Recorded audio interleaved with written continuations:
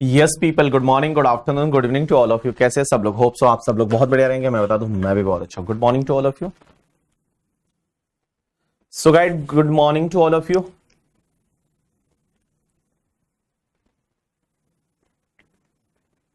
Ion भाई, दीपांशु भाई, अंजलि बहन, ठंड कम करवाओ, ठंड कम करवाओ। हमारे यहां तो एसी चल रहा है करके, ठीक है।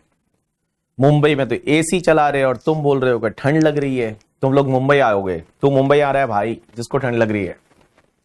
ध्रुव भाई, ऋतुराज भाई, कार्तिक भाई, Arita, Harshit, Om, Sugandha, Priyanka, Shweta, Vikas, Aanya, good morning, Mahak, Dhruv, Aditya, Shivani, Meet, Jatin, good morning to all of you. तो भाई साहब, कल आपने घर पे जाके क्वेश्चन देखे होंगे, छोटे छोटे क्वेश्चन थे, आपसे हो ही गए होंगे। तो छोटे छोटे क्वेश्चन थे, एकदम चुल्लू चुल्लू वाले, एकदम नन्नू नन्नू वाले क्वेश्चन थे। तो आप लोगों ने कर तो लिए होंगे। यस सर, हमने कर लिए, तो बहुत अच्छी बात है। आप लोगों ने क्वेश्चन कर लिए तो बहुत अच्छी बात है। आज अपन टॉपिक चालू करेंगे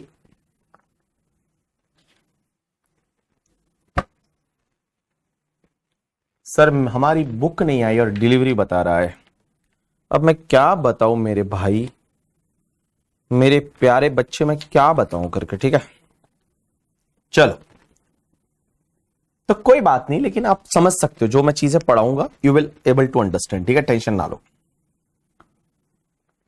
तो हम लोगों ने कल रिटर्न फाइलिंग वाला टॉपिक पढ़ा था, और रिटर्न फाइलिंग वाले टॉपिक में जो है वो हमने टॉपिक पढ़ा था जिसमें रिटर्न फाइलिंग से रिलेटेड 3-4 क्वेश्चन आपको दिए थे मैंने। आज हम पढ़ने वाले हैं एक नया टॉपिक जिसका नाम है टीडीएस टीसीएस। मैं इतने टाइम से पूरा सिलेबस लिखवा के पढ़ाया, तब क्या बोलते थे, बुक दे दो, बुक दे दो, बुक से कराओ। सर आप इतना लिखवा क्यों रहे हो, बुक से कराओ। हमारी 500 पेजेस की बुक भर गई, और अब मैं बुक से कराऊंगा ना, तो अब क्या बोलेंगे पता है, लिखवा के कराओ, लिखवा के कराओ, लिखवा के कराओ करके। क्या बताइए, दोगले लोग हैं करके, ठीक है। इनको अब मैं क्या बोलूं करके। मैं तो नहीं लिखवाने वाला, आज तो मैं नहीं लिखवाने वाला, मैं तो बुक से ही कराऊंगा। ये टॉपिक लास्ट है, लास्ट टॉपिक तो बुक से ही होता है करके, ठीक है। तो लास्ट टॉपिक है, तो लास्ट टॉपिक मैं बुक से ही कराने वाला हूं। तो भाई साहब, आज से हम चालू करने वाले हैं एक टॉपिक, और उस टॉपिक का नाम है, दैट इज द टॉपिक का नाम है टीडीएस एंड टीसीएस।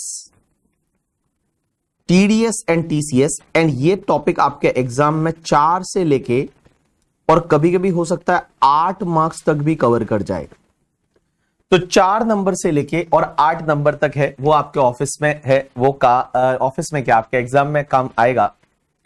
तो 4 से लेके 8 मार्क है वो एग्जाम में कवर कर सकता है, और उसके साथ साथ में ये ऑफिस में भी बहुत काम का टॉपिक है। तो अगर आपने ऑफिस में जाओगे जब आर्टिकलशिप के लिए, तो आपसे पूछा जाएगा टीडीएस की रेट क्या है, कैसे है। तो आज का टॉपिक है that is the TDS and TCS. चलिए, सबसे पहले अगर अपन बात करते हैं टीडीएस की, आज हम टीडीएस चालू करेंगे। टीसीएस क्या होता है वो बाद में पढ़ेंगे। टीसीएस का मतलब क्या सर, टाटा कंसल्टेंसी सर्विस से है? Answer is no, it is not a Tata consultancy service. हम बात कर रहे हैं टीडीएस की। टीडीएस का मतलब होता है टैक्स डिडक्टेड एट सोर्स करके। क्या बोलेंगे? Tax deducted at source. अब एक बात समझना, क्वेश्चन यह आता है कि सर एक बात बताओ, टीडीएस कहां कटता है? जैसे कुछ पेमेंट करते हैं तो उसमें पता है टीडीएस कटता है। जैसे फॉर एन एग्जांपल, आपने कोई प्रोफेशनल फीस का किसी को पेमेंट किया तो उसमें से 10% टीडीएस काटना है। आपने किसी को सैलरी का पेमेंट किया तो उसमें आपको कुछ ना कुछ टीडीएस काटना है, तो दैट इज कॉल्ड टीडीएस करके, ठीक है। तो चलिए अपन एक काम करते हैं। सर क्वेश्चन ये आता है कि टीडीएस काटना कब है, मींस कौन सी इवेंट पे टीडीएस काटना है, when TDS has to be deducted. TDS काटना कब है वो बता दो आप। तो मैं बताऊं टीडीएस कब काटना रहता है, पता है? टीडीएस काटना रहता है जब आप किसी भी पर्सन को या तो पेमेंट करते हैं या फिर आप उसका अकाउंट क्रेडिट करते हैं। Credit the account whichever is earlier.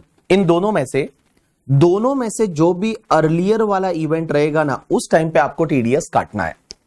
Sir ये क्या बोल रहे हो आप कि किसी को पेमेंट करते हैं या उसका अकाउंट क्रेडिट करते हैं, विच एवर इज अर्लियर रहेगा तब आपको टीडीएस काटना है। I can take a example कि जैसे मान लो एक कंपनी है जिसका नाम है BB virtuals private limited, and BB virtuals private limited जो कंपनी है, ये कंपनी ने क्या किया, मान लो हमारे पास में एक एके सर करके है और एके सर पढ़ाते हैं एडवांस अकाउंटिंग।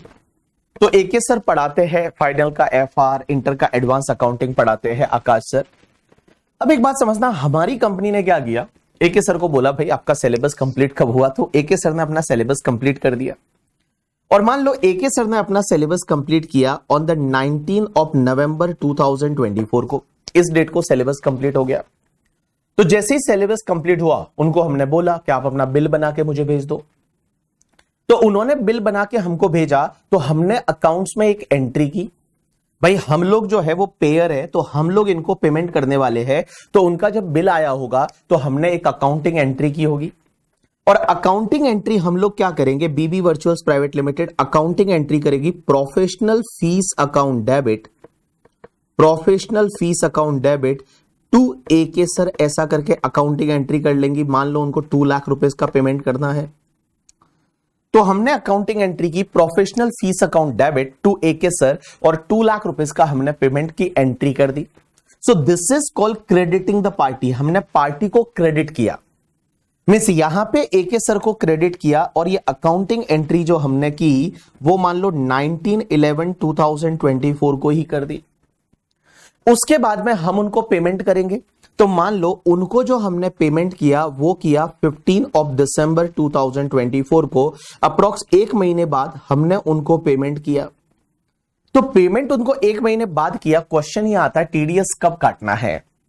सर टीडीएस है वो जो काटना रहता है, क्योंकि काटने के बाद आपको गवर्नमेंट को जमा भी कराना रहेगा।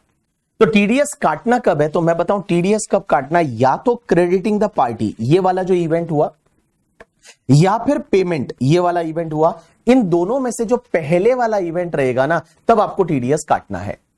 तो इन दोनों में से पहले वाला इवेंट कौन सा है, 19 नवंबर 2024। तो आपको इस डेट को टीडीएस काटना पड़ेगा, इस डेट को आपको टीडीएस की एंट्री पास करनी पड़ेगी। और बेटा क्योंकि टीडीएस जिस महीने में काटते हैं ना आगे वाले का, अगले महीने की 7 तारीख तक जमा कराना पड़ता है, अगले महीने की 7 तारीख तक जमा कराना पड़ता है, अगले महीने की 7 तारीख तक जमा कराना पड़ता है। तो इसके लिए आपको टीडीएस है, इन दोनों में से जो पहले वाला इवेंट रहेगा, या तो क्रेडिटिंग द पार्टी या फिर payment, which ever is earlier रहेगा ना, तब आपको टीडीएस काटना है।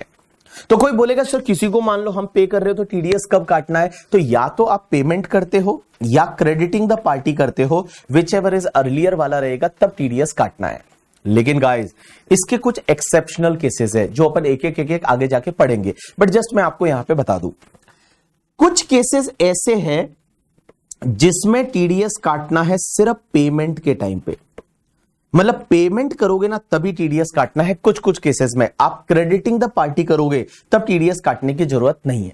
कौन से केसेस में, सबसे पहला, अगर आप किसी को सैलरी का पेमेंट करते हो, तो किसी को अगर आप सैलरी का पेमेंट करते हो तो उसका टीडीएस 192 में कटेगा। अभी अपन आगे जाके आज ही पढ़ लेंगे 192। तो 192 में सैलरी पे टीडीएस कटेगा, तो उसमें टीडीएस कब काटना है, जब आप पे कर रहे हो ना तब काटना है।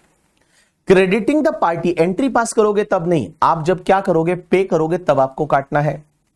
दूसरी चीज, अगर आप किसी को ईपीएफ का पेमेंट करते हो, ईपीएफ का मतलब होता है एम्प्लॉय प्रोविडेंट फंड, और एम्प्लॉय प्रोविडेंट फंड का टीडीएस है वो 192A में कटता है, आगे जाके अपन पढ़ेंगे। तो एम्प्लॉय प्रोविडेंट फंड का अगर पेमेंट करते हो और वो अगर एम्प्लॉय के हाथ में टैक्सेबल है तो एम्प्लॉय का टीडीएस काटा जाएगा पेमेंट के टाइम पे। तीसरी चीज, अगर आप पेमेंट करते हो विनिंग का, किसी को लॉटरी लग गई मान लो करके, ठीक है, तो विनिंग का टीडीएस है वो 194B में कटता है।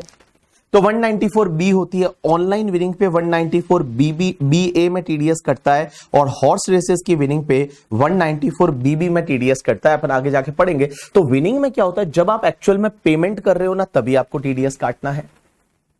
एक होता है गाइस डिविडेंड के केस में, तो जब आप किसी को डिविडेंड दे रहे हो ना, तो डिविडेंड के केस में एक 194 सेक्शन होती है, उसमें टीडीएस कटता है। वो टीडीएस काटना है सिर्फ पेमेंट के टाइम पे, जब आप पे करोगे तभी आपको टीडीएस काटना है। अब एक और चीज समझना, डिविडेंड के बाद में गाइस अगर आपका लाइफ इंश्योरेंस पॉलिसी का मैच्योरिटी हो जाता है, लाइफ इंश्योरेंस पॉलिसी का अगर मैच्योरिटी हो जाता है, तो उस पर्टिकुलर केस में टीडीएस करता है अंडर सेक्शन 194 डीए, और वो भी आपको पेमेंट के टाइम पे काटना है। एंड लास्ट वाला, अगर मान लो आपकी प्रॉपर्टी का कंपलसरी एक्विजिशन हो जाता है, तो कंपलसरी एक्विजिशन हो जाता है और कंपलसरी एक्विजिशन पे आपको कंपनसेशन मिलता है, तो वो कंपनसेशन पे टीडीएस 194 एलए में काटा जाता है। वो भी आपको काटना है। कब काटना है, जब पेमेंट करोगे। एंड गाइस लास्ट, अगर आप बैंक से कैश विड्रॉ करते हो और आप बैंक से कैश विड्रॉ करते हो ना, और पूरे साल में विड्रॉल 1 करोड़ रुपए से ज्यादा का है, तो 194 एन में टीडीएस काटा जाता है। और वो टीडीएस आपको तभी काटना है जब आप एक्चुअल में पेमेंट करोगे, बैंक आपको पेमेंट करेगी। तो देखो गाइस, मैं आपको एक बार वापस बता दूं, ये वाला टॉपिक इतना इजी नहीं है, बहुत सारी चीजें हैं, बहुत सारी चीजें आपको याद भी रखनी पड़ेगी। तो मेरी आपसे बहुत बड़ी और पहली और लास्ट बार मैं रिक्वेस्ट कर रहा हूं, आप जो है ना चैट में अगर टाइप करते रहोगे, यूट्यूब पे टाइम पास करते रहोगे, नहीं होने वाला ये टॉपिक अंडरस्टैंड। ये टॉपिक को अंडरस्टैंड करना है, डीप अंडरस्टैंडिंग करनी है, डीप याद रखना है। तो जो जो मैं वर्ड बोलूंगा ना, हर वर्ड पे आपको फोकस करके याद रखना पड़ेगा और ध्यान देना पड़ेगा। अगर आप ऐसे टाइम पास करोगे, आप मोबाइल यूज करते रहोगे, इधर उधर देखोगे करके, ठीक है, और आप आराम से बैठे रहोगे, नहीं होने वाला। ये वाले टॉपिक में आपको अपना दिमाग है वो खपाना पड़ेगा। आपको 3 दिन का हमारा टाइम है, आज कल और परसों में ये टॉपिक को अपन कंप्लीट करेंगे। तो गाइस उसके लिए है ना आपको कंसंट्रेशन करना पड़ेगा। जब आप कंसंट्रेशन, क्या साउंड में क्या प्रॉब्लम आ रही है? हेलो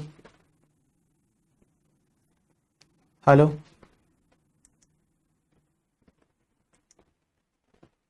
हेलो, अब देखो अभी सही आ रहा है। Hello hello hello, check check check, mic testing.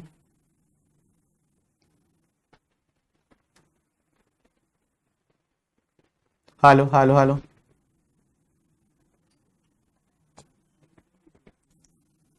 तो क्वेश्चन यहां पे ये आता है कि सर एक बात बताइए, टीडीएस है वो टीडीएस कब काटना है? तो मैं आपको बताऊं टीडीएस कब काटना रहता है।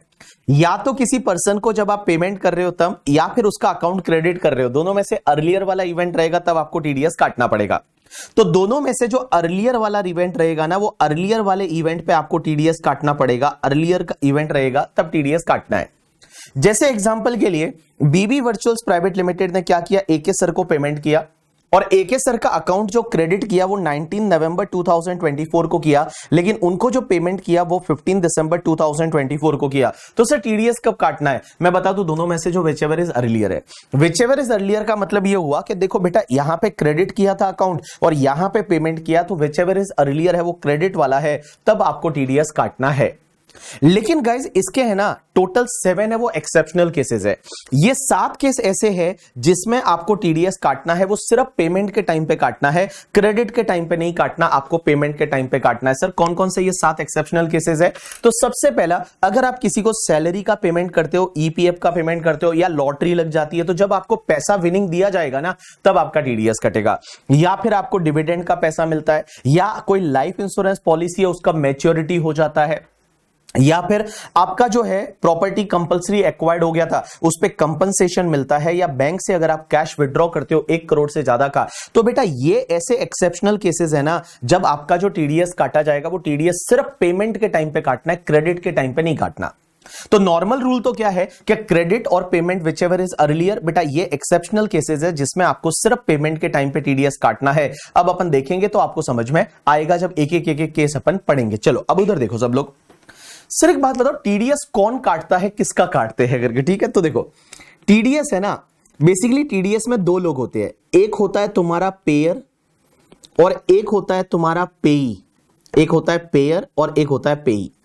अब एक चीज समझना, ये जो पेयर होता है ना, पेयर बेसिकली पे करता है और किसको करता है? पेई को करता है। तो पेयर जो होता है, जो पे करने वाला, और पेई जो होता है वो रिसीवर होता है, ठीक है, और ये होता है गिवर कुल मिला के। तो काटेगा कौन? पेयर काटेगा। किसका काटेगा? पेई का काटेगा। तो पेयर है वो पेई का काटेगा। तो एग्जांपल के लिए मान लो एक कंपनी है, उसका नाम है हमारा साइली प्राइवेट लिमिटेड। तो साइली प्राइवेट लिमिटेड एक कंपनी है।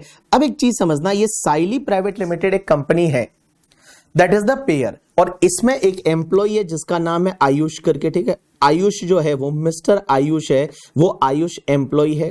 तो एक बात बताइए, इसमें काटेगा कौन? इसमें काटेगा साइली काटेगी प्राइवेट लिमिटेड। किसका कटेगा? आयुष का कटेगा। तो देखो पेयर और पेई समझ में आया। एक होता है पेयर, पेयर का मतलब जो पे करता है, और एक होता है पेई, पेई का मतलब जिसको पे किया जाता है। तो हमारे केस में क्या हुआ, एक कंपनी है जिसका नाम है साइली प्राइवेट लिमिटेड और एक एम्प्लॉय है जिसका नाम है आयुष। तो आयुष को सैलरी पे करेंगे, उसका आयुष का कटेगा, और कटेगा कौन? यहां पे पेयर काटेगा। तो पेयर काटेगा पेई का। कौन काटेगा? पेयर काटेगा पेई का। तो साइली प्राइवेट लिमिटेड काटेगी आयुष का करके, ठीक है। अब एक बात समझना सर, क्वेश्चन यहां पे यह आता है कि सर टीडीएस की जितनी भी आप रेट पढ़ाओगे वो रेट क्या फ्लैट रेट है या उसमें हेल्थ एंड एजुकेशन से जोड़ना है? तो एक बात बताऊं, मैं आपको जितनी भी टीडीएस की रेट बताऊंगा ना, जैसे मैं टीडीएस की रेट आपको कहीं कहीं पे बताऊंगा 5% है, कहीं पे बताऊंगा 2% है, कहीं पे बताऊंगा 10% है, कहीं पे बताऊंगा 30% है। ये जितनी भी टीडीएस की रेट बताऊंगा अलग अलग सेक्शन में, ये जितनी भी रेट है ना, ये आपकी फ्लैट रेट है। क्या है? Flat rate. फ्लैट रेट का मतलब होता है फ्लैट है, फ्लैट रेट है, ठीक है। इसमें कोई हेल्थ एंड एजुकेशन से सरचार्ज वगैरह नहीं जोड़ना।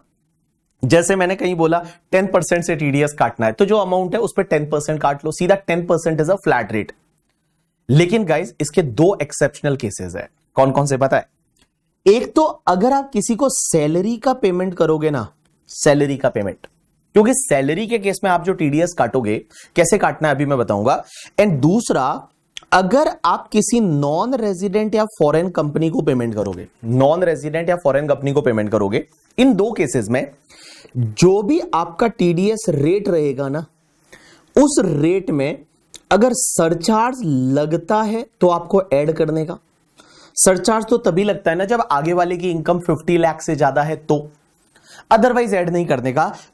और उसमें हेल्थ एंड एजुकेशन सेस है वो हमेशा ऐड करना रहेगा। तो मैंने क्या बोला कि जब भी नॉर्मली क्या करोगे, जब भी टीडीएस की रेट में आपको बोलूंगा, आप ये समझोगे ये फ्लैट रेट है, लाइक 5%, 2%, 10%, 30% फ्लैट रेट है। लेकिन दो केसेस में आपको हेल्थ एंड एजुकेशन सेस जोड़ना रहेगा। एक तो आप किसी को सैलरी का पेमेंट कर रहे हो और उस पर टीडीएस काट रहे हो, और दूसरा आप किसी नॉन रेजिडेंट फॉरेन कंपनी को पेमेंट करते हो, क्योंकि ये नॉन रेजिडेंट फॉरेन कंपनी है, ये लोग तो चोर लोग हैं, ये तो इंडिया में वापस आएंगे ही नहीं। तो इनको जब पेमेंट कर रहे हो तो इनका पूरा काटना है, ठीक है। जो रेट रहेगी उसमें सरचार्ज लगता है तो वो भी लगा लो, और हेल्थ एंड एजुकेशन सेस है वो भी लगा लो, और उसके बाद आपको नॉन रेजिडेंट फॉरेन कंपनी का टीडीएस है वो काटना पड़ेगा। और दूसरी चीज सैलरी, सैलरी के केस में भी आपको क्या करना पड़ेगा, हेल्थ एंड एजुकेशन सेस को ऐड करना पड़ेगा। अब एक और चीज समझना गाइस, एक बात बताऊं मैं आपको, ये जो पेई होता है, पेई, पेई क्या करेगा पता है तुमको? पेयर को अपना पेन नंबर देगा। ये जो पेई है वो पेयर को अपना पेन नंबर देगा। और कल हमने पढ़ा था पेन की जगह आप आधार भी दे सकते हो।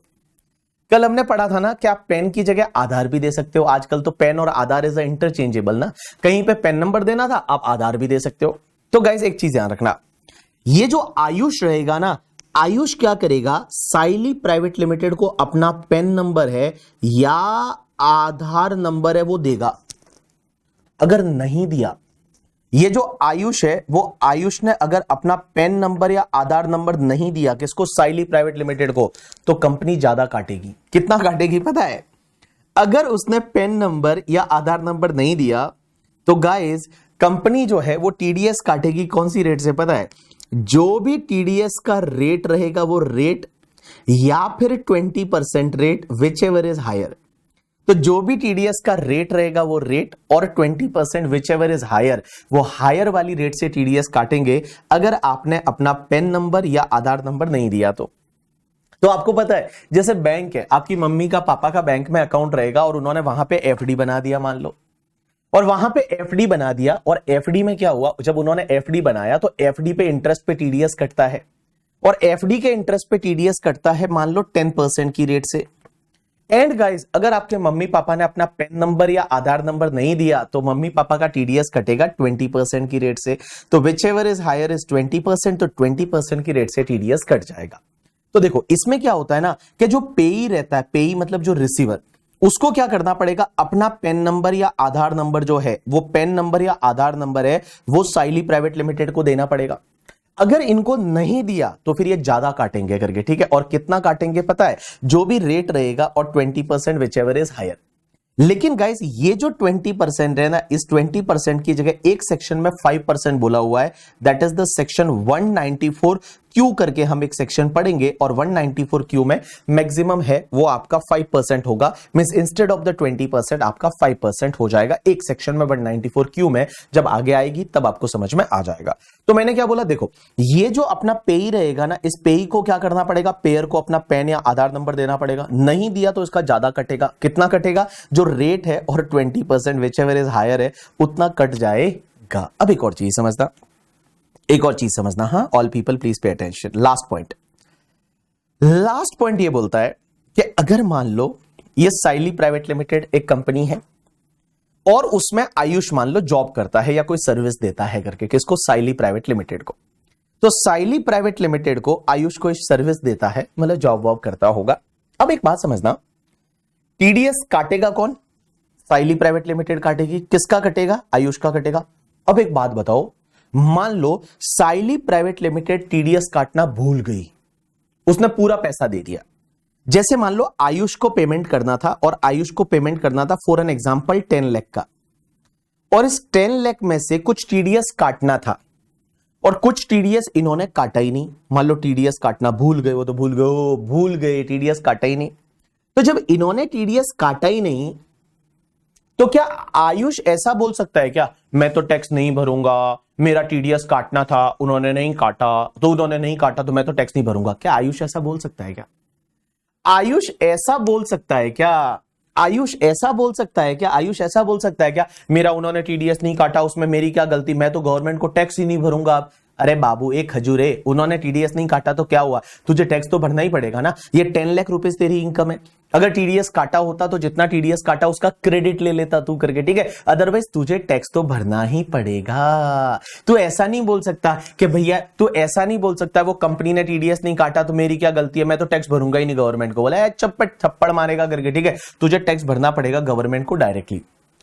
लेकिन अगर मान लो ये साइली प्राइवेट लिमिटेड है ना, इन्होंने बेचारे का टीडीएस काट लिया, और मान लो इसका टीडीएस है वो इस वाले सर्विस पे 1 लाख का टीडीएस है, वो काटना था, 1 लाख का टीडीएस काट लिया।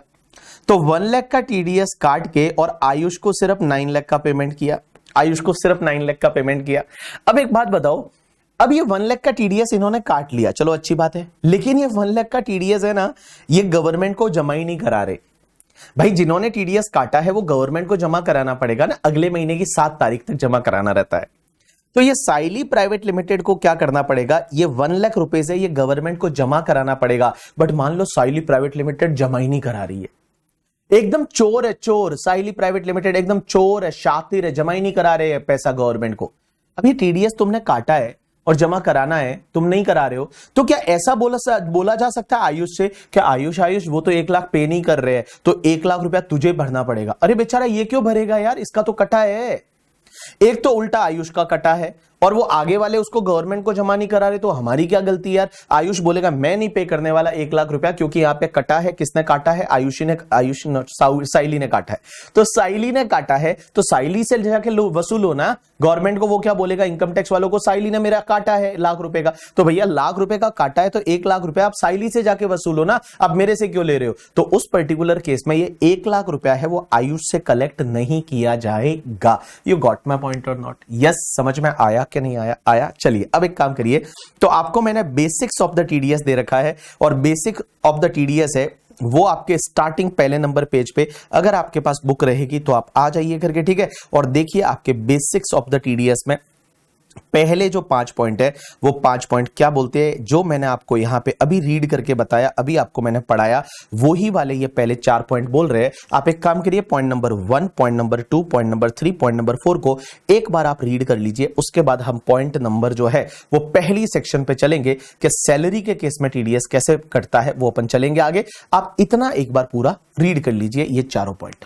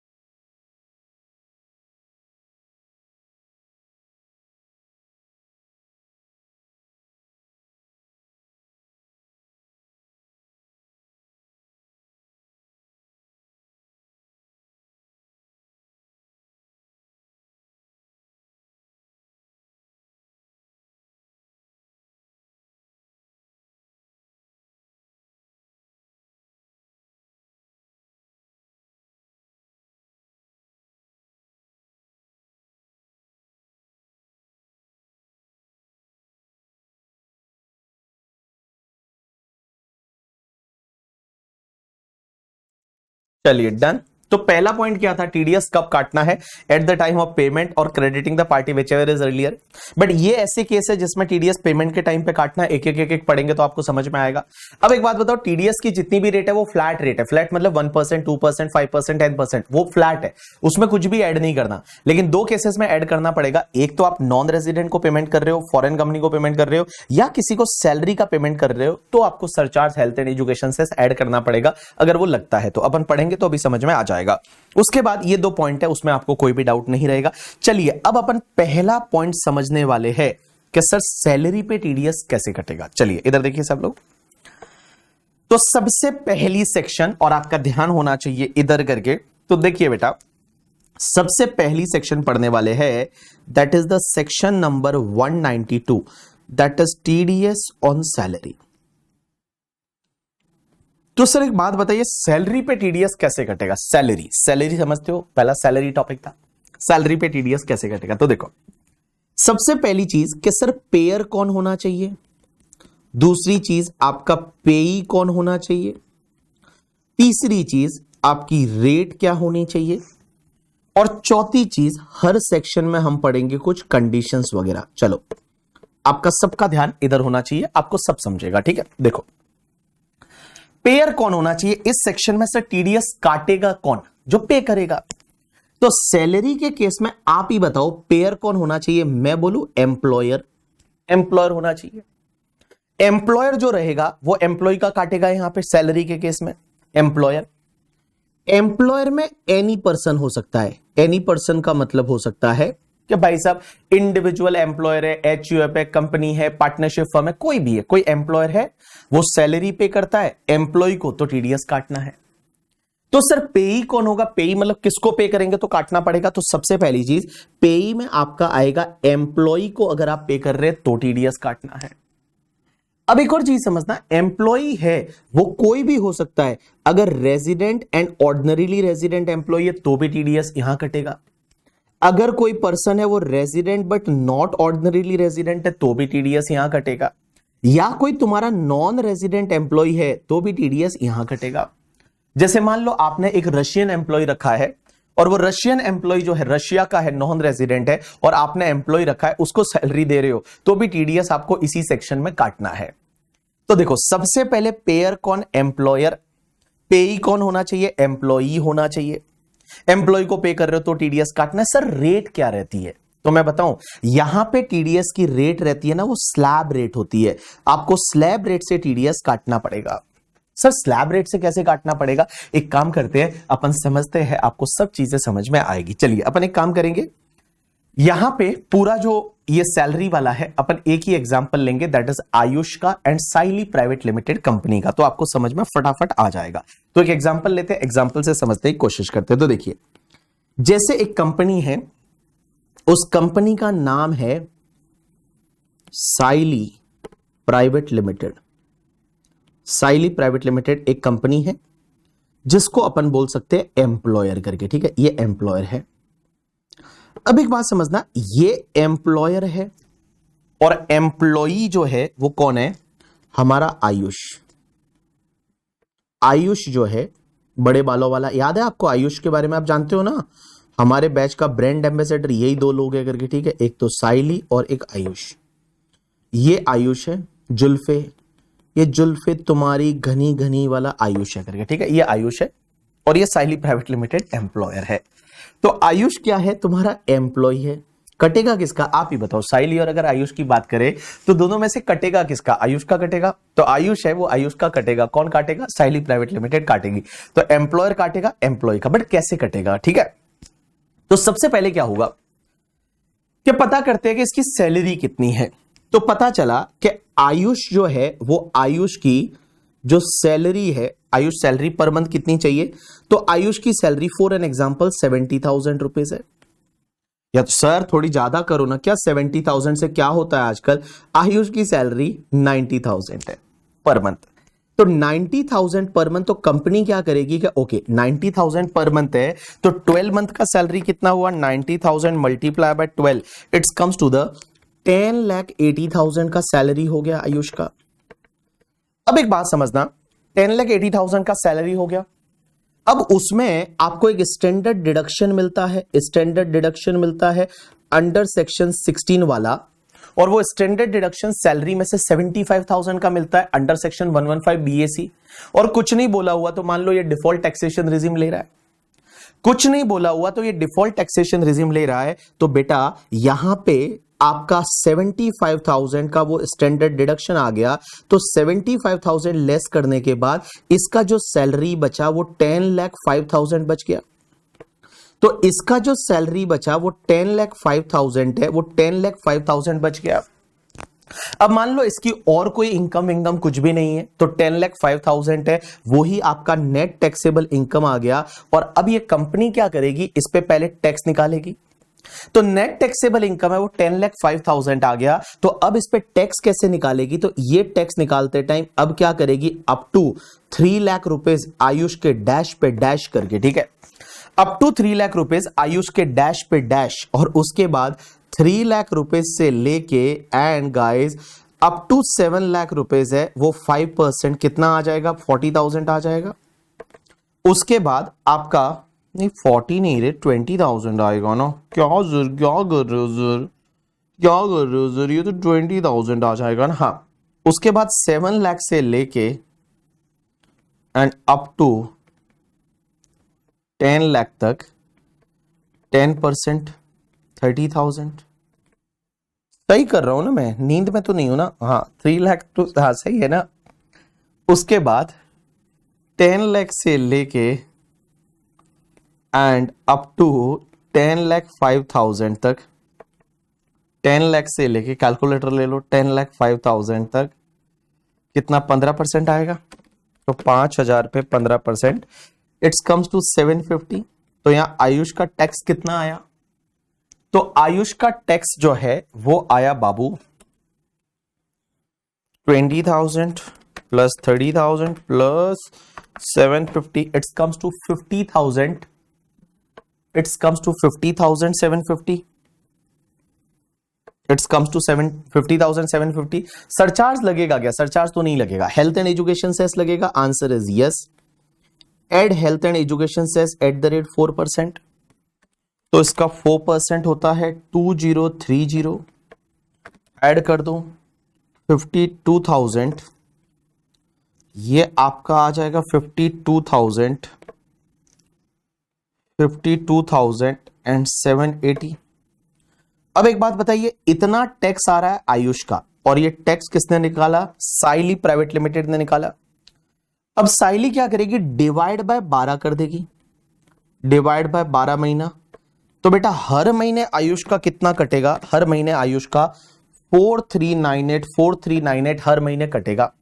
तो 4398 हर महीने आयुष का कटेगा। तो सैलरी में टीडीएस ऐसे काटा जाता है कि एम्प्लॉयर क्या करता है, एम्प्लॉयर जो है वो एम्प्लॉई जो है वो एम्प्लॉई की सैलरी देख बताता है कि सैलरी कितनी है, चलो सैलरी इतनी है, उसमें से उसका स्टैंडर्ड डिडक्शन मिलता है वो लेस कर दो, नेट टैक्सेबल इनकम आ गया, इस पे टैक्स निकाल दिया और टैक्स निकालने के बाद डिवाइड बाय 12 कर देंगे। तो हर महीने 4398 इतना इतना है वो हर महीने आयुष का कट जाएगा। तो इतना इतना हर महीने सैलरी में से कटता जाएगा, दैट इज कॉल्ड टीडीएस। अब एक और चीज समझना सर, अगर आयुष है, आयुष ने कुछ नहीं बोला तो कंपनी टीडीएस काटेगी अंडर सेक्शन 115 बीएसी की स्लैब रेट से, जैसा कि हमने किया। लेकिन आयुष अगर ये डिक्लेरेशन दे देता है, आयुष अगर ये डिक्लेरेशन दे देता है कि साइली प्राइवेट लिमिटेड मैं तो है ना ऑप्ट आउट करने वाला हूं 115 बीएसी से, मेरे को तो 115 बीएसी नहीं चाहिए, प्लीज मेरे को 115 बीएसी से ऑप्ट आउट करना है, तो फिर क्या करेगी पता है? ये कंपनी टीडीएस काटेगी न्यू स्लैब रेट से, सॉरी ओल्ड स्लैब रेट से। ओल्ड का मतलब जो जनरल स्लैब रेट होती है अप टू 2,50,000 डैश पे dash 250 to 5 lakh, 5% 5 lakh to 10 lakh, 20% more than 10 lakh, 30%। तो देखो अगर मान लो आयुष जो है वो कंपनी को एक डिक्लेरेशन दे देता है और कंपनी को बोलता है कि कंपनी है ना, मैं तो ऑप्ट आउट करना चाहता हूं 115 बीएसी से, आप मेरा प्लीज टैक्स टीडीएस है वो नॉर्मल स्लैब रेट से काट लो। तो फिर वो क्या करेंगे? नॉर्मल स्लैब रेट से आपका टीडीएस काटेंगे। यू गॉट माई पॉइंट और नॉट? तो देखो अगर कुछ नहीं बोला तो साइली प्राइवेट लिमिटेड क्या करेगी? ये न्यू स्लैब रेट से टीडीएस काटेगी, ये न्यू स्लैब रेट से टीडीएस काटेगी। बट अगर मान लो यहां पे इसने डिक्लेरेशन दे दिया, यहां पे इसने डिक्लेरेशन दे दिया, यहां पे इसने डिक्लेरेशन दे दिया, यहां पे अगर इसने डिक्लेरेशन दे दिया, यहां पे अगर इसने डिक्लेरेशन दे दिया, तो बेटा उस पर्टिकुलर केस में जो टीडीएस है वो काटा जाएगा वो नॉर्मल वाली स्लैब रेट से। अब एक बात समझना, एक और एग्जांपल को कंटिन्यू करते हैं। Try to understand, all people pay attention. मैं इसको कॉपी कर रहा हूं, एक बार मैं इसको कॉपी कर रहा हूं, ठीक है? इधर देखिए, इधर देखिए, इधर देखिए, इधर देखिए, मैं कॉपी करके इसको नीचे ले रहा हूं। बहुत सारे एग्जाम्पल बनाएंगे इसमें, ठीक है? चलो इधर देखो, सब लोग इधर देखो। एक कंपनी है साइली प्राइवेट लिमिटेड, एक बंदा है आयुष है, वो जॉब करता है कहां पे? साइली प्राइवेट लिमिटेड में। तो ये आयुष है जो हाईलाइट हो रखा है यहां पे, ठीक है? डांस कर रहा है आयुष करके, ठीक है? बोले क्या वो क्या बोलते, वो ऐसे डांस करते हैं ना, कौन सा, मेरे को गाना ही याद नहीं आ रहा, पता नहीं, छोड़ो कोई बात नहीं। तो एक बात बताओ, यहां पे आयुष है वो एम्प्लॉय है और साइली प्राइवेट लिमिटेड एम्प्लॉयर है। अब समझता सर हुआ क्या कि अगर आयुष है वो आयुष साइली प्राइवेट लिमिटेड को डिक्लेरेशन दे देता है कि मेरा टीडीएस है ना वो ओल्ड स्लैब रेट से काटना है नॉर्मल से, तो उस केस में कंपनी जो है वो ओल्ड स्लैब रेट से टीडीएस काटेगी। लेकिन सर आयुष जो है उसने कुछ अदर हेड की इनकम का डिटेल भी दिया कंपनी को, और कंपनी को बोला कि कंपनी मेरा है ना अदर हेड का भी कुछ इनकम है, अदर सोर्सेस का हो सकता है, हाउस प्रॉपर्टी का हो सकता है, कैपिटल गेन का हो सकता है, कि मेरी अदर इनकम की डिटेल है, ये है, आप उसको भी ले लो ना और उस पर भी टीडीएस काट लो। तो अगर जो आयुष है वो कंपनी को अगर अदर इनकम का डिटेल देता है, अदर इनकम का डिटेल देता है, तो क्या कंपनी को उसको भी इंक्लूड करके टीडीएस काटना पड़ेगा? अगर आयुष है उसने अदर इनकम का डिटेल भी दे दिया क्या सर है ना मेरा है ना अदर सोर्सेज का ये इंटरेस्ट का इनकम है, प्लीज इसको भी ऐड करके साथ में ही टीडीएस काट लो ना, जिससे कि मुझे लास्ट में टैक्स भरना ना पड़े। या फिर उसकी कुछ हाउस प्रॉपर्टी की इनकम है, तो क्या वो सब इनकम भी एम्प्लॉयर कंसिडर करेगा टीडीएस के लिए? आंसर इज यस बाबू, करना पड़ेगा। लॉ मेकर्स बोलते हैं कि अगर एम्प्लॉय है वो एम्प्लॉयर को उसके अदर इनकम की डिटेल देता है तो एम्प्लॉयर को कंसिडर करना पड़ेगा। अब एक और चीज समझना, लेकिन अगर एम्प्लॉय है वो अपने कुछ लॉसेस की डिटेल दे देता है कि मेरे तो ये लॉस है, प्लीज लॉस भी ले लो ना और सेट ऑफ करके मेरा टीडीएस काट लो ना, तो क्या लॉसेस का डिटेल एम्प्लॉयर कंसिडर करेगा? ना बाबा ना, लॉसेस का डिटेल एम्प्लॉयर कंसिडर नहीं करेगा। लेकिन इसमें सिर्फ एक एक्सेप्शन है, that is the except house property का लॉस। अगर हाउस प्रॉपर्टी हेड का लॉस है तो एम्प्लॉयर कंसिडर करेगा। क्योंकि क्या होता है ना, बहुत सारे सैलरी एम्प्लॉय का बेचारों का हाउसिंग लोन ले रखा होता है, तो हाउस प्रॉपर्टी हेड का लॉस होता है। तो अगर हाउस प्रॉपर्टी हेड का लॉस है तो वो एम्प्लॉयर कंसिडर करेगा, बट हाउस प्रॉपर्टी हेड के लॉस को छोड़ के कोई भी लॉस का डिटेल एम्प्लॉयर को दिया तो वो उसको कंसिडर नहीं करेगा। लेकिन सर एक बात बताओ, एम्प्लॉय है वो कुछ डिडक्शन का डिटेल दे देता है, डिडक्शन का डिटेल कि भाई मेरा तो है ना LIC में पैसा डाला था, ATC है या ATD है, एटसेट्रा एटसेट्रा, डिडक्शन का डिटेल दे देता है। जैसे आपके पापा वगैरह, आपकी मम्मी अगर कहीं जॉब करती होगी तो आपको पता है हर साल वो LIC की कॉपी ले जाके वहां दे देते हैं। तुम्हारा ट्यूशन फीस अगर भरा होगा तो उसका डिटेल भी वो वहां पे ले जाके दे देते हैं। तो भाई साहब अगर डिडक्शन का डिटेल दिया तो क्या एम्प्लॉयर उसको कंसिडर करेगा या नहीं करेगा? राइट आंसर इज यस, उसको कंसिडर करेगा और वो सब कंसिडर करने के बाद आपका TDS काटेगा। तो देखो मैंने क्या बोला कि अगर कोई एम्प्लॉय है वो एम्प्लॉय एम्प्लॉयर को बोलता है कि मेरी अदर इनकम इतनी है, तो क्या एम्प्लॉयर को कंसिडर करना पड़ेगा? Answer is yes. Employ employer को बोलता है कि मेरे लॉसेस इतने हैं, तो क्या लॉसेस को कंसिडर करेगा? नो बाबू नो, लेकिन इसका एक एक्सेप्शन है, हाउस प्रॉपर्टी के लॉसेस को कंसिडर करेगा। तीसरा, अगर एम्प्लॉय एम्प्लॉयर को बोलता है कि मेरा डिडक्शन है, ATC का, ATD का, ATG का, ATU का डिडक्शन है, उसका डिटेल दिया, तो क्या एम्प्लॉयर कंसिडर करेगा? बिल्कुल करेगा, डिडक्शन का डिटेल कंसिडर करेगा और ये सब करने के बाद जो है वो फिर आपका TDS काटेगा। ये सब करने के बाद आपका TDS काटेगा। जैसे अपन एक एग्जांपल लेते हैं, देखिए आपकी सैलरी आयुष की 10,80,000 और आयुष ने बोला कि मुझे 115 BAC नहीं चाहिए, 115 BAC से ऑप्ट आउट कर रहा हूं। तो बोला ठीक है कोई बात नहीं। तो बेटा आप मुझे एक बात बताओ, यहां पे डिडक्शन कितना आएगा? जो डिडक्शन अंडर सेक्शन आपका 16 वाला है वो आपका 50,000 होगा सैलरी में। तो सैलरी में 50,000 हुआ तो आपकी जो नेट सैलरी है वो नेट सैलरी आ गई 10,30,000, 10,30,000। अब एक चीज समझना, अगर आयुष ने बोला कि मेरा कुछ अदर इनकम भी है, ले लो ना, तो मान लो आयुष का कोई अदर सोर्सेज का इनकम है IFOS का और वो मान लो 60,000 है, तो एम्प्लॉयर कंसिडर करेगा? बिल्कुल करेगा।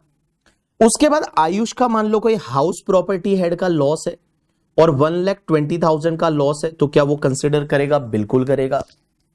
उसके बाद मान लो आयुष का कोई डिडक्शन है, ATC का या ATD का डिडक्शन है और वो मान लो 30,000 का है, तो वो कंसिडर करेगा? आंसर इज यस करेगा। तो देखो अदर इनकम का डिटेल दिया, कंसिडर होगा? आंसर इज यस होगा। लॉसेस का डिटेल दिया, कंसिडर होगा? नहीं होगा। बट हाउस प्रॉपर्टी का लॉस कंसिडर होगा और डिडक्शन का डिटेल दिया तो कंसिडर होगा? आंसर इज यस होगा। डिडक्शन का डिटेल कंसिडर करेगा। अब एक चीज समझना, एम्प्लॉयर क्या करेगा, ये सबको कंसिडर करने के बाद देखेगा कि आपकी नेट टैक्सेबल इनकम कितनी आ रही है। तो यहां पता चला कि नेट टैक्सेबल इनकम कितनी आ रही है, 10,30,000, IFOS का income 60,000, so comes to the 10,90,000 minus house property का लॉस इज 1,20,000 और minus 30,000, it's comes to the 9,40,000 आ गया। अब वो 9,40,000 पे क्या करेगा, आपका TDS काटेगा। TDS कैसे काटेगा, तो TDS काटने के लिए आपका टैक्स निकालेगा अप टू 2,50,000 डैश पे डैश। और ये 115 BAC यहां पे SSC नहीं ले रहा, क्योंकि 115 BAC लेता तो बेटा हाउस प्रॉपर्टी के लॉस है वो आते ही नहीं करके, ठीक है, सेट ऑफ ही नहीं होते, डिडक्शन वगैरह है वो मिलते ही नहीं, क्योंकि 115 BAC लेते हो तो आपको डिडक्शन और हाउस प्रॉपर्टी का लॉस सेट ऑफ ही नहीं होता ना यहाँ पे करके, ठीक है।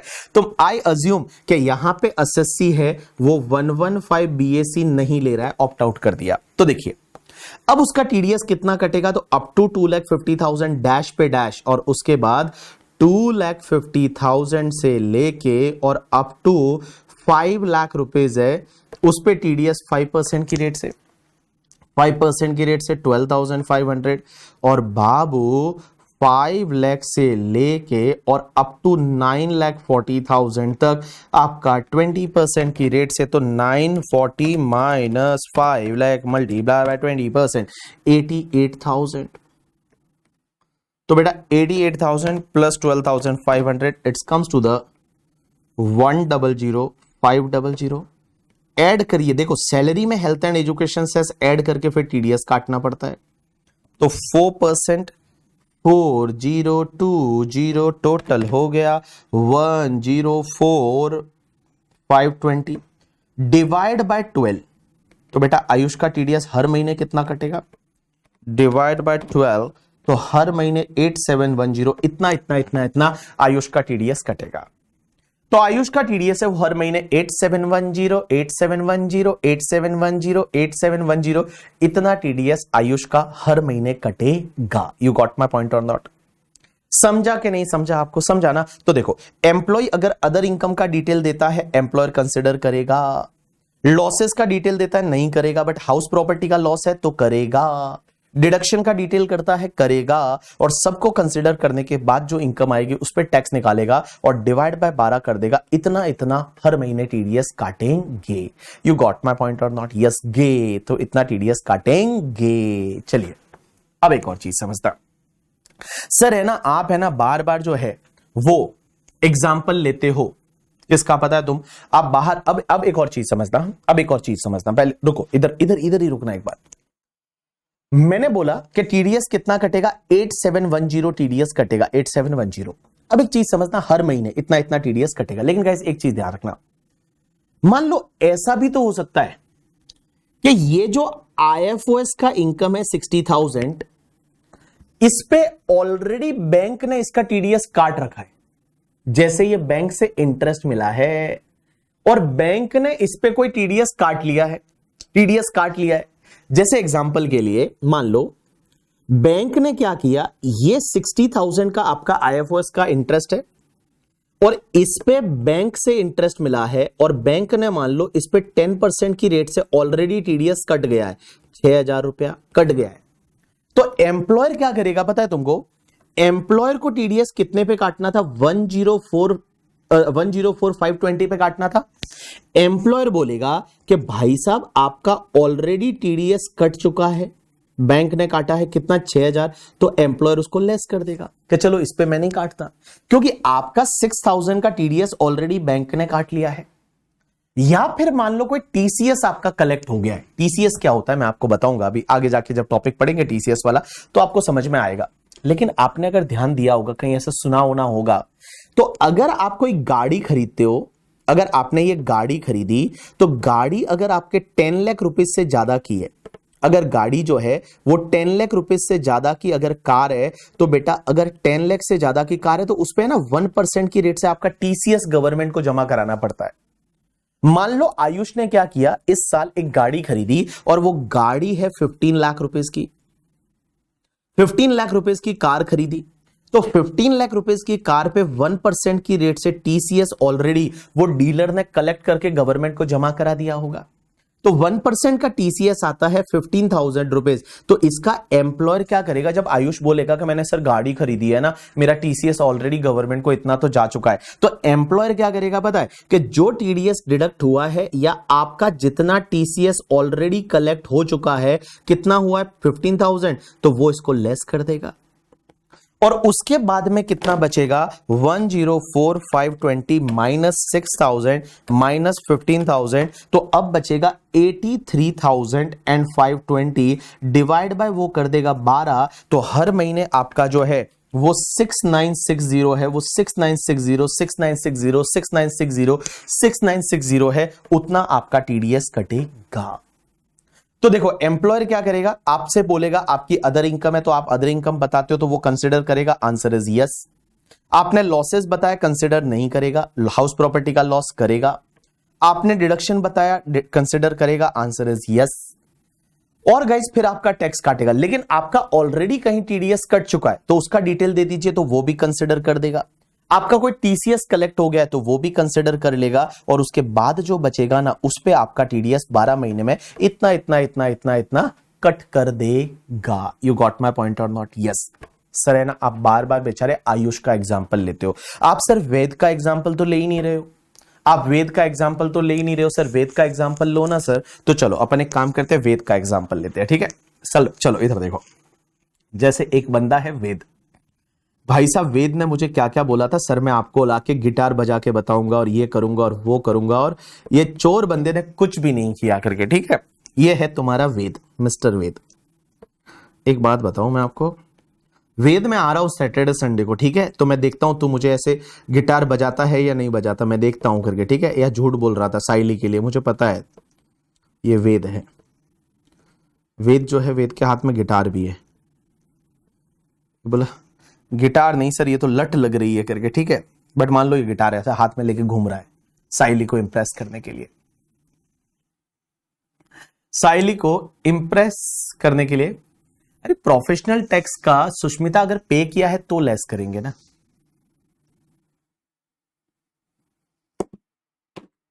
वेद गाना गाएगा, वेद देखते गाना गाएगा या नहीं गाएगा, तो देखो ये वेद है, ठीक है, समझता। वेद क्या करता है बता तुमको, एक साथ में दो दो कंपनियों में काम करता है, ऐसा हो सकता है ना, वेद दो दो जगह जॉब करता है एक साथ में।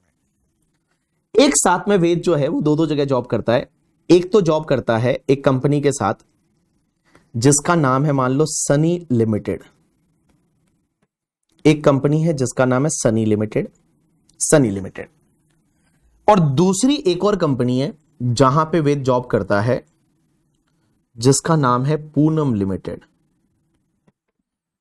तो एक कंपनी है जिसका नाम है सनी लिमिटेड, एक कंपनी है जिसका नाम है Poonam limited. So Ved is working with the two companies, one is the Sunny limited, one is the Poonam limited. दो दो जगह काम करता है भाई साहब।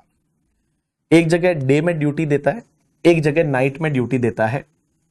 तो यहां पे डे में ड्यूटी देता है, यहां पे नाइट में ड्यूटी देता है। ड्यूटी सिक्योरिटी गार्ड है ये, ठीक है।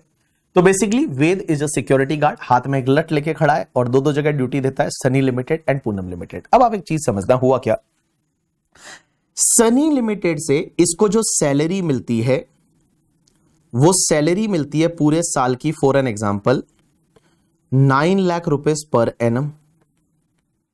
और गाइस पूनम लिमिटेड से जो सैलरी मिलती है वो पूनम लिमिटेड से सैलरी मिलती है 7 लाख रुपीस पर एनम। ऐसा हो सकता है ना भाई, यहां से सैलरी मिल रही है 9 लाख रुपीस पर एनम, वहां से सैलरी मिल रही है 7 लाख रुपीस पर एनम करके, ठीक है।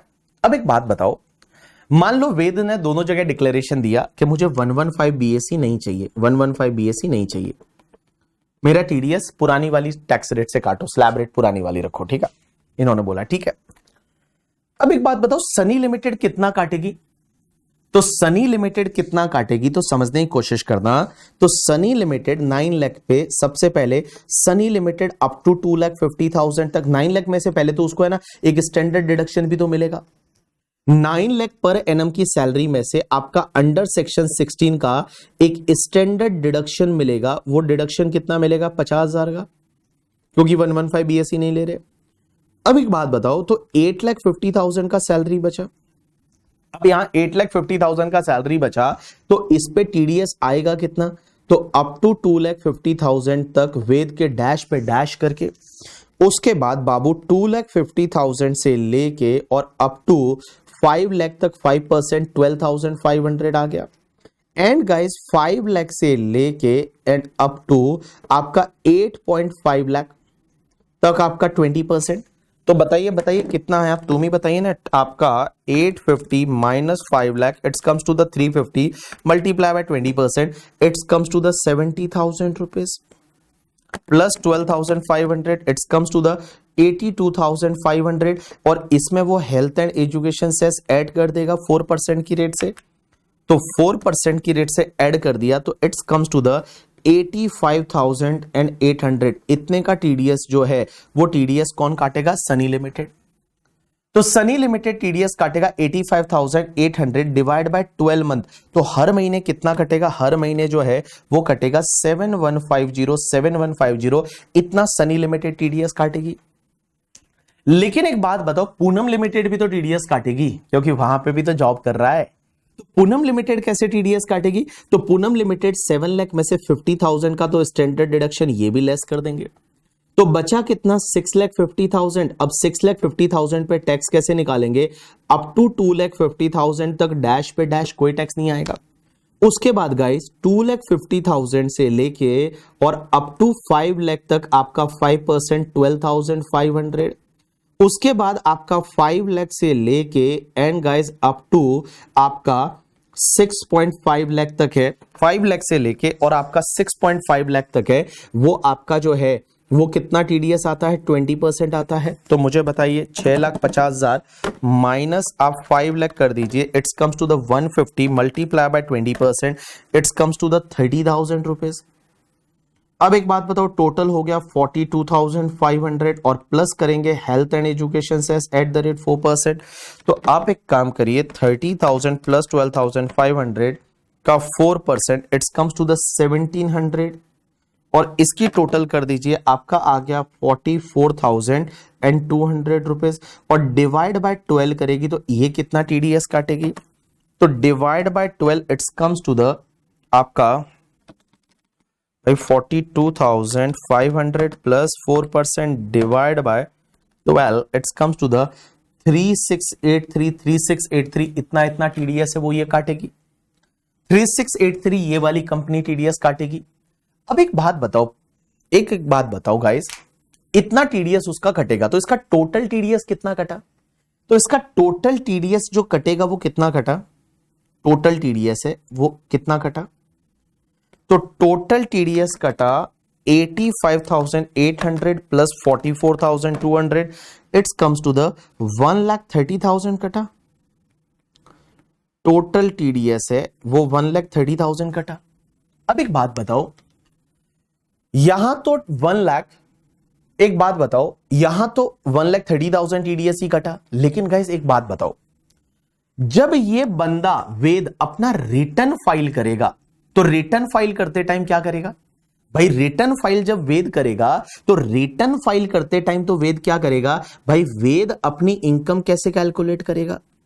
तो वेद अपनी इनकम कैलकुलेट करते टाइम ये लिखेगा कि salary from Sunny limited 9 lakh rupees. भाई 9 लाख रुपीस का सैलरी सनी लिमिटेड से है। दूसरा वेद क्या करेगा कि भाई साहब यहां पूनम लिमिटेड से सैलरी जो है वो पूनम लिमिटेड से सैलरी है वो 7 लाख रुपीस है। तो गाइस टोटल कितना हो गया? सैलरी 16 लाख रुपीस हो गया। अब एक बात बताओ, इसमें से वो स्टैंडर्ड डिडक्शन लेगा, वो डिडक्शन जो लेगा अंडर सेक्शन 16 वाला वो कितना लेगा? 50,000 लेगा। भाई स्टैंडर्ड डिडक्शन है वो सिर्फ 15,000 लेगा, स्टैंडर्ड डिडक्शन है वो 50,000 ही लेगा। तो 50,000 लेगा तो उसके बाद में इसका जो नेट इनकम आ जाएगा, क्योंकि ये तो एक बार ही मिलेगा, सीधी सी बात है, तो 15,50,000 आ जाएगा। अब एक बात बताओ, जब वो इस पे टैक्स निकालेगा तो टैक्स कैसे आएगा? तो टैक्स निकालते टाइम अप टू 2,50,000 तक डैश पे डैश आएगा। उसके बाद बेटा 2,50,000 से लेके एंड अप टू 5 लाख तक की इनकम पे आपका 5% की रेट से टीडीएस कितना? 12,500 आएगा। उसके बाद आपका 5 लाख से लेके एंड बाबू 10 लाख तक की इनकम पे आपका 20% that's comes to the 1 lakh rupees आएगा। एंड गाइस आपका 10 लाख से लेके एंड अप टू आपका 15,50,000 तक आपका 30% की रेट से आएगा। तो 15,50,000 minus your 10 lakh, it's comes to the 5,50,000 multiply by 30%, it's comes to the 1,65,000। 1,65,000। तो 12,500 plus your 1 lakh plus 1,65,000, it's comes to the 2,77,500 आएगा। हाँ भाई, और इसमें फिर आपका हेल्थ एंड एजुकेशन सेस भी ऐड करोगे, तो ऐड करिए हेल्थ एंड एजुकेशन सेस। तो health and education cess at the rate 4%, अगर आप इसमें ऐड करोगे तो वो 11,100 आएगा। तो आपका टोटल कितना टैक्स आएगा? 2,88,600 आएगा। अब एक बात बताओ, आप बोलोगे सर ये तो गलत है ना। एक बात बताओ, आपका टैक्स निकालते टाइम आपका टैक्स इतना आया, लेकिन आपका जो टीडीएस है ना वो तो इतना ही कटा है। मुझे एक बात बताओ, इसमें टीडीएस कम कटा है, क्यों कम कटा है? उसका रीजन क्या है मुझे बताइए। इसमें आपका टीडीएस है वो कम कटा है, उसके पीछे का रीजन क्या है? आपका टीडीएस कम क्यों कटा है? कोई मुझे बताएगा इसमें टीडीएस कम क्यों कटा है? क्योंकि आपका जो टैक्स आ रहा है वो तो इतना आ रहा है 2,88,600 एंड आपका जो टीडीएस है वो टीडीएस कटा है सिर्फ 1,30,000। आप मुझे बताइए इतना कम टीडीएस क्यों कटा है? क्या रीजन है इसका मुझे बताइए, क्या रीजन है? कम टीडीएस क्यों कटा है? तो आप मुझे बोलोगे कि सर एक बात बताओ, टीडीएस कम कटने के पीछे के दो रीजन है। पहला रीजन तो ये कि सर देखो 50,000 का स्टैंडर्ड डिडक्शन जो है वो यहां पे भी ले लिया, यहां पे भी ले लिया। एक तो 50,000 का डिडक्शन यहां पे भी ले लिया करके, ठीक है, और यहां पे भी ले लिया। और दूसरी चीज सर देखो, दोनों ने स्लैब रेट से टीडीएस काटा है, तो दोनों ने स्लैब रेट से टीडीएस काटा तो बेसिक एग्जेम्पशन का बेनिफिट यहां पे भी मिल गया और बेसिक एग्जेम्पशन का बेनिफिट यहां पे भी मिल गया। सर इसकी वजह से जो है आपका जो टीडीएस है वो टीडीएस कम कटा है, तो सर इसमें फिर क्या करना है?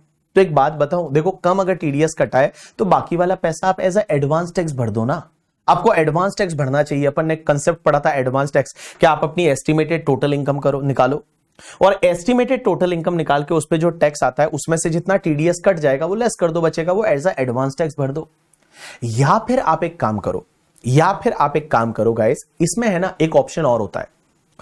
वो ऑप्शन ये होता है कि आप अपनी सैलरी की डिटेल है किसी भी एक एम्प्लॉयर को पूरा बता दो, आपके चॉइस के एम्प्लॉयर को ये बता दो कि सर है ना देखो मेरा है ना उधर से इतना सैलरी और आ रहा है और उसने इतना टीडीएस काटा है, तो मैं आपको बोलता हूं प्लीज आप इसको कंसिडर करके सब कर लो ना, आप इसको कंसिडर करके सब कर लो ना।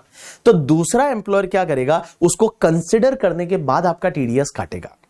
ये आपके पास चॉइस है कि अगर चाहते हो, आप अगर दो एम्प्लॉयर के साथ काम करते हो, या पता है बहुत बार क्या होता है, आप कभी कभी बीच में जॉब चेंज कर लेते हो। पहले आपका जून तक कहीं और जॉब कर रहे थे, फिर आपने जुलाई से कहीं और जॉब कर लिया, तो बेचारे पुराने वाले एम्प्लॉयर को कैसे पता चलेगा कि पहले से आपको कितना सैलरी मिला है, पहले कितना टीडीएस कटा है एंड ऑल। तो उसके लिए यहां पे क्या बोला कि भाई साहब अगर यहां पे आपकी जो चॉइस है उस वाले एम्प्लॉयर को आप डिटेल दे दो, तो बेटा उस पर्टिकुलर केस में वो एम्प्लॉयर क्या करेगा, उसको कंसिडर करके टीडीएस काटेगा। जैसे मैं एग्जांपल लेता हूं, वेद की चॉइस है पूनम करके, वेद की चॉइस है पूनम, तो वेद ने क्या किया पता है तुमको? वेद ने क्या किया कि मान लो जो डिटेल थी, जो सैलरी मिल रही थी सनी से वगैरह, उसका डिटेल पूरा उसने किसको, पूनम को दे दिया।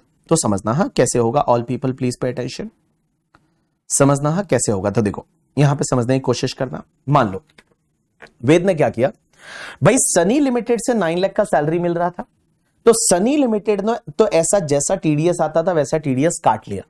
सनी लिमिटेड को इसने कुछ नहीं बताया, बट सनी से जो सैलरी आ रहा है उसका डिटेल उसने पूनम को बताया।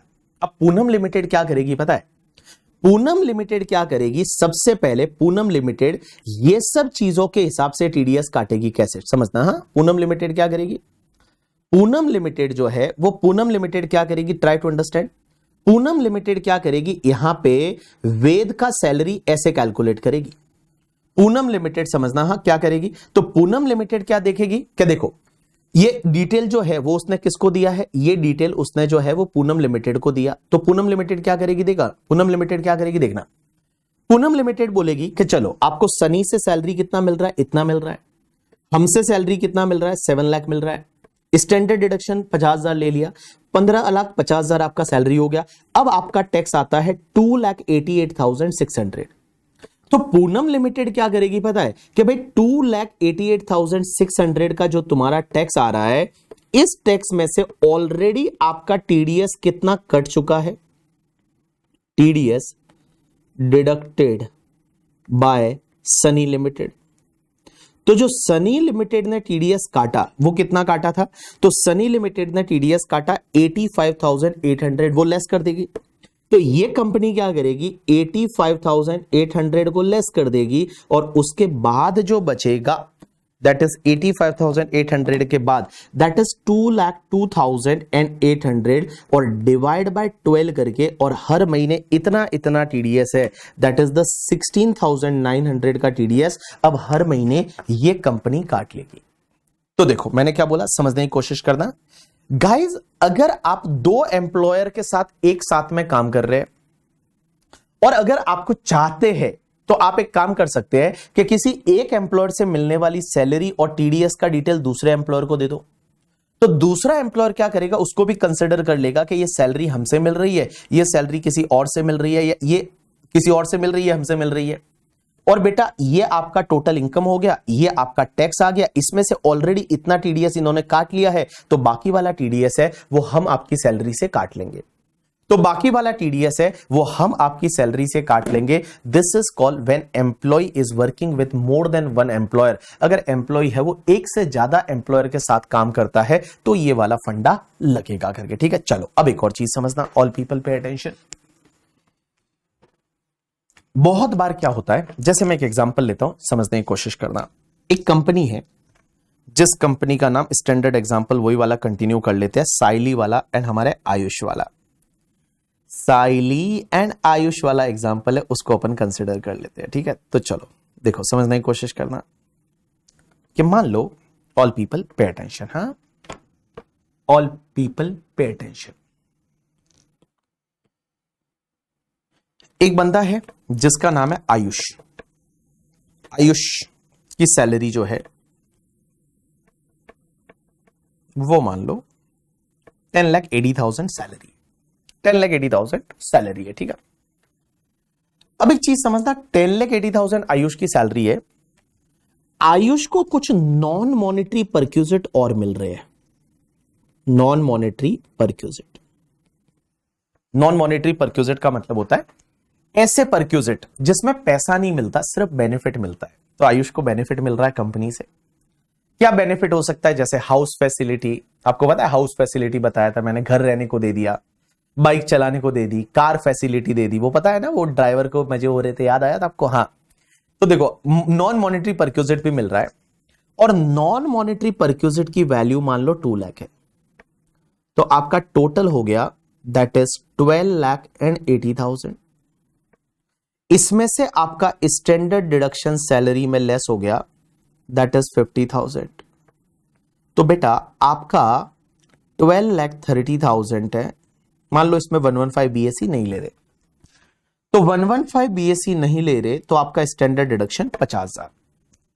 अब आपका 12,30,000 है, मान लो यही आपका नेट सैलरी हो गया और यही आपका एनटीआई हो गया। तो आपका एनटीआई 12,30,000 किसका, आयुष का। इसमें नॉन मॉनेटरी परक्यूजिट भी आ गए। नॉन मॉनेटरी परक्यूजिट का मतलब होता है कि जिसमें फैसिलिटीज दी जाती है, बेनिफिट्स दिए जाते हैं, that is called non monetary perquisite. अब आप एक चीज को समझना, हुआ क्या, नेट सैलरी यहां पे 12,30,000 है, वो आयुष की हो गई। अब यहां पे हुआ क्या, ट्राई टू अंडरस्टैंड। ये सैलरी पे, ये जो सैलरी है नेट सैलरी, अब इस पे ये एनटीआई है, इस पे टैक्स कितना आएगा, तो आप इस पे टैक्स कैलकुलेट करो। तो अगर आप इस पे टैक्स कैलकुलेट करेंगे तो आप टैक्स निकालेंगे तो अप टू 2,50,000 डैश पे dash, more than 2,50,000 up to, मेरी राइटिंग थोड़ी तो सुधर गई है ना, ये बताओ मुझे पहले, 12,500। उसके बाद भाई साहब 5 लाख से लेके, मैं आजकल रोज प्रैक्टिस करता हूं राइटिंग सुधारने की, तो 1 लाख, 1 लाख। यार तुम ही बता दो ना टैक्स कितना आएगा, अब मैं मेरे से निकलवाओगे ये सब, हाँ। 10 लाख से लेके अप टू 12,30,000, 30%। तो मुझे बताइए 2,30,000 का 30%, इट्स 69 आया, देखो 69,000 प्लस 1,12,500 इज 1,81,500। इसमें ऐड कर दीजिए हेल्थ एंड एजुकेशन सेस @4%, तो इसका 4%, इट्स 7,260। तो आपका आ गया 1,88,760। सही है, सही है, 1,88,760 बिल्कुल सही है। तो चलो मैं एक काम करता हूं, इसको थोड़ा ऐसे नीचे ले लेता हूं नोट्स में, ये ऐसे टैक्स आया। अब मुझे एक बात बताओ, इस पे जो आपका टैक्स आया वो टैक्स आया 1,88,760, इतना टैक्स आया। तो हर महीने का टीडीएस कितना कटना चाहिए, हर महीने का टीडीएस कितना कटना चाहिए, डिवाइड बाय 12 करो। तो डिवाइड बाय 12, तो हर महीने का कटना चाहिए 15,730 रुपया हर महीने कटना चाहिए। हर महीने का इतना इतना कटेगा किसका, आयुष का। आयुष का कितना कटेगा, 188,760 डिवाइड बाय 12 करोगे तो आपका आ जाएगा 15,730 है, इतना हर महीने कटेगा। अब एक बात समझना, ये आयुष जो है ना, आयुष जाके साइली से बोलता है, साइली मतलब कंपनी से बोलता है कि कंपनी आपने है ना यार इतना मेरा टैक्स लग रहा है, मैं क्या करूं, मेरा कितना कट रहा है करके, ठीक है मेरा कितना कट रहा है, आप ही देखो ना मेरा कितना कट रहा है टीडीएस, मेरा इतना टीडीएस कट रहा है। आपने नॉन मॉनेटरी परक्यूजिट दे दिया, उस पे भी जो टैक्स तो मुझे ही भरना पड़ रहा है। तो साइली ने बोला टेंशन मत लो, मैं एक काम करती हूं कि तुम्हारा जो नॉन मॉनेटरी परक्यूजिट पे जो टैक्स आएगा ना, चलो वो मैं भर देती हूं। ऐसा बहुत बार होता है, बहुत सारी कंपनियां क्या करती है, वो ये बोलती है कि तुम्हारा जो नॉन मॉनेटरी परक्यूजिट पे टैक्स आएगा, तुम्हारा जो नॉन मॉनेटरी परक्यूजिट पे टैक्स आएगा, मतलब नॉन मॉनेटरी परक्यूजिट, इसका जितना भी टैक्स आएगा चलो हम भर देते हैं, मैं भर दूंगी, टेंशन मत लो, इसका जितना भी टैक्स आएगा नॉन मॉनेटरी परक्यूजिट का वो हम भर देंगे, ऐसा कंपनी ने बोला। तो साइली प्राइवेट लिमिटेड ने बोला, आयुष खुश हो गया। तो साइली प्राइवेट लिमिटेड ने बोला कि चलो हम एक काम करते हैं कि आपका नॉन मॉनेटरी परक्यूजिट पे जो टैक्स आएगा, tax on non monetary perquisite paid by employer, employer बोलता है हम भर देंगे, चलो आपके नॉन मॉनेटरी परक्यूजिट का टैक्स हम भर देंगे। तो नॉन मॉनेटरी परक्यूजिट पे टैक्स आएगा कितना करके, ठीक है। तो देखो यहां पे अगर मैं ऐसे बोलूं कि नॉन मॉनेटरी परक्यूजिट पे टैक्स कितना आएगा, तो मैं इसको प्रोपोर्शनेट बेसिस पे निकालूंगा। तो tax on non monetary perquisite, तो नॉन मॉनेटरी परक्यूजिट पे टैक्स कितना आया, तो देखिए 1,88,760 का जो टैक्स है वो मैं ये बोलूं आपके 12,30,000 की नेट सैलरी पे है, तो मल्टीप्लाई बाय आपका नॉन मॉनेटरी परक्यूजिट 2 लाख रुपया है ना, तो 2 लाख रुपए पे प्रोपोर्शनेट टैक्स कितना हो गया, 1,88,760 divide by 12,30,000 multiply by 2 lakh, it's comes to the, मैं बताऊं 30,693 जो है ये आपका नॉन मॉनेटरी परक्यूजिट पे टैक्स आ गया। एंड गाइस जो आपका बैलेंस टैक्स आएगा, वो बैलेंस टैक्स कितना आएगा, तो मैं बताऊं यहां पे आपका जो बैलेंस टैक्स है वो बैलेंस टैक्स कितना आएगा, तो समझने की कोशिश करना। आपका जो बैलेंस टैक्स आएगा 188,760 minus 30,693, it's comes to the 1,58,067। भाई साहब एक बात बताओ, ये लिखना है क्या, नहीं कुछ नहीं लिखना, आप देखते जाओ, सिर्फ सुनते जाओ, आज आप समझते जाओ, लिखना है कुछ नहीं है करके, ठीक है आप समझते जाओ। अब एक बात बताओ, इतना जो टैक्स है ना वो एम्प्लॉयर अपनी पॉकेट से भरेगा, that is tax paid by employer from own pocket, वो अपनी ओन पॉकेट से भरेगा, खुद की पॉकेट से भरेगा। एंड गाइस जो बैलेंस वाला टैक्स है ना, ये बैलेंस वाला टैक्स है, that is TDS deducted from salary of employ. ये गाइस मैं अब जो एक लाइन बोलने जा रहा हूं, इस लाइन पे आप ध्यान दीजिए, मैं जो एक लाइन बोलने जा रहा हूं इस लाइन पे आप ध्यान दीजिए, अगर इस लाइन पे अगर आपका समझ में आ जाए तो भाई साहब मजा आ जाएगा। इधर देखिए सब लोग, इधर देखिए, एक बात बताओ, ये जो टैक्स भरना है ये टैक्स किसकी लाइबिलिटी है, एम्प्लॉय की लाइबिलिटी है। भाई जो एम्प्लॉय की सैलरी पे टैक्स आ रहा है वो भरना है, वो किसकी लाइबिलिटी है, वो तो एम्प्लॉय की लाइबिलिटी है ना, वो तो एम्प्लॉय की लाइबिलिटी है, एम्प्लॉय की लाइबिलिटी है। लेकिन एम्प्लॉय का इतना जो टैक्स है वो एम्प्लॉयर अपनी ओन पॉकेट से भर रहा है, जो एम्प्लॉयर है वो एम्प्लॉयर अपनी ओन पॉकेट से भर रहा है, मतलब अपने खुद के जेब से भर रहा है। तो मैं एक बात बताऊं, ये भी तो एम्प्लॉय को बेनिफिट हुआ यार, ये भी तो परक्यूजिट हुआ ना। आप एक बात बताओ मुझे, आज आप एक बात बताओ कि आपका टैक्स है, ये जो टैक्स है ये किसकी लाइबिलिटी है, एम्प्लॉय की लाइबिलिटी है। भाई एम्प्लॉय की सैलरी से काटना चाहिए था, लेकिन एम्प्लॉयर ये बोलता है कि चल तेरे नॉन मॉनेटरी परक्यूजिट पे टैक्स है वो मैं भर दूंगा। तो नॉन मॉनेटरी परक्यूजिट पे जो टैक्स आ रहा है ये वाला, ये एम्प्लॉयर बोलता है कि मैं भर दूंगा, तो बेटा ये भी तो एक बेनिफिट हुआ, ये भी तो एक बेनिफिट हुआ ना, ये भी तो एक परक्यूजिट हुआ, क्योंकि आपका टैक्स आपका एम्प्लॉयर भर रहा है। तो आपका जो ये टैक्स था ये आपका एम्प्लॉयर भर रहा है, तो ये भी तो एक बेनिफिट हो गया, ये भी तो एक परक्यूजिट हो गया। अब इसको वापस क्या करना चाहिए, इस स्टेटमेंट में ऐड करना चाहिए, और वापस ऐड करने के बाद इनकम निकालनी चाहिए, वापस टैक्स निकालना चाहिए, फिर ये लेस करना चाहिए, बाकी वाले टैक्स पे उसका टीडीएस काटना चाहिए।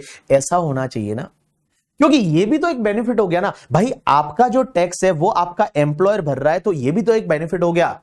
लेकिन गाइस, क्या इसको वापस से इस स्टेटमेंट में ऐड करके और वापस से टैक्स निकालना है? आंसर इज नो, क्योंकि ये वाला जो बेनिफिट है ना, ये एम्प्लॉय के हाथ में एग्जेम्प्ट होता है। ये वाला टैक्स का बेनिफिट जो एम्प्लॉय को मिला, this is basically exempt under section, एक होती है 1010 सीसी करके, 1010 सीसी करके एक सेक्शन होती है, और under section 1010 CC, exempt under section 1010 CC in hands of employ. Employ के हाथ में वापस से इसको ऐड करने की जरूरत नहीं है यहां पे, और वापस से उस पे टैक्स निकालने की जरूरत नहीं है। This benefit is basically exempt in hands of the employ. Employ के हाथ में पूरा एग्जेम्प्ट है, कोई दिक्कत नहीं। एंड गाइस, एक बात बताओ, इसको मैं अब कनेक्ट करा रहा हूं, पीजीबीपी में एक पॉइंट पढ़ाया था, अब याद नहीं रहेगा मुझे पता है, बहुत साल हो गए पीजीबीपी पढ़े हुए, कम से कम 800 साल हो गए। पीजीबीपी में एक पॉइंट था, पीजीबीपी में यह था कि एम्प्लॉयर अगर एम्प्लॉय के लिए नॉन मॉनेटरी परक्यूजिट पे टैक्स भरता है ना, तो वो एम्प्लॉयर को पीएनडल के डेबिट में खर्चे का डिडक्शन नहीं मिलेगा। यहां पे वो पीएनडल के डेबिट में क्या ये 30,693 डाल सकता है? आंसर इज नो, नहीं डाल सकता, ये डिडक्शन नहीं मिलेगा, क्योंकि एम्प्लॉय के हाथ में ये बेनिफिट एग्जेम्प्ट है।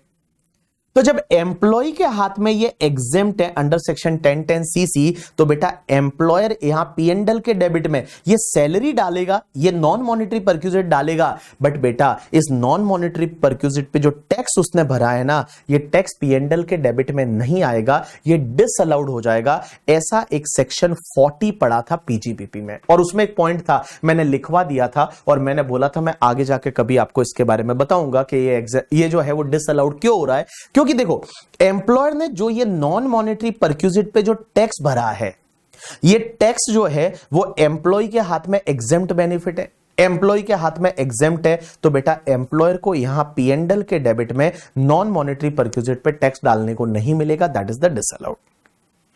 अब एक और चीज समझना गाइस, एक और चीज समझना।